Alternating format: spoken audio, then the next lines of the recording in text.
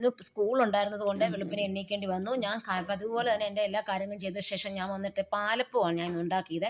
പാലപ്പം ഉണ്ടാക്കാൻ നേരം നമ്മളെല്ലാവരും ഉണ്ടല്ലോ ഇപ്പം ഈ ഇരുമ്പിൻ്റെ തവ ഉപയോഗിച്ചാൽ വളരെ ഉപകാരപ്രദമായിരിക്കും.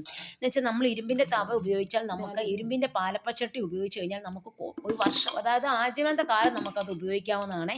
അതിന് യാതൊരു സൈഡ് എഫക്റ്റും ഇല്ല. നമ്മൾ കുറച്ച് നല്ലെണ്ണ തേച്ച് സ്പ്രെഡ് ചെയ്താൽ മാത്രം മതി. ഒന്നെങ്കിൽ ചകിരി ഉപയോഗിച്ചോ അല്ലെങ്കിൽ നമ്മുടെ ചട്ടുകം ഉപയോഗിച്ച് നമുക്ക് എല്ലായിടത്തും സ്പ്രെഡ് ചെയ്ത് കൊടുക്കാവുന്നതാണ്. നിങ്ങളാരും സ്പോഞ്ചോ ഒന്നും ഉപയോഗിക്കരുത്, അതൊക്കെ ശരീരത്തിന് ദൂഷ്യം ചെയ്യും. അതുകൊണ്ട് നമ്മൾ അതിന് ശേഷം നമ്മൾ നല്ലൊരു പാലപ്പം ഉണ്ടാക്കി.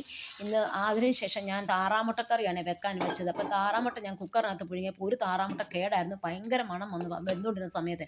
അപ്പോൾ തന്നെ എനിക്ക് തോന്നി ഒരു താറാമുട്ട കേടാണ്. ഞാൻ നോക്കിയപ്പോൾ ഒരു താറാമുട്ട നല്ലോണം കേടായിട്ടിരിക്കുന്നു. അതുകൊണ്ട് നിങ്ങളെല്ലാവരും താറാമുട്ട മേടിക്കുമ്പോൾ ശ്രദ്ധിക്കുകയും വേണം. അത് നല്ലതാണെന്ന് നമ്മൾ നോക്കിയിട്ട് വേണം എല്ലാം ചെയ്യുവാൻ. ഞാൻ ഇന്ന് വെന്തതിന് ശേഷം എനിക്ക് മനസ്സിലായത് ഇത് കൊള്ളത്തില്ലെന്നുള്ള കാര്യം. പിന്നെ ബാക്കി 3 എടുത്തു. 4 വേവിച്ചത്, 3 എടുത്തു. പിള്ളേർക്ക് ഞാൻ പാലപ്പവും താറാമുട്ടക്കറിയും കൊടുത്തു. പിള്ളേർ കഴിക്കുകയും ചെയ്തു, സ്കൂളിൽ കൊണ്ടുപോവുകയും ചെയ്തു.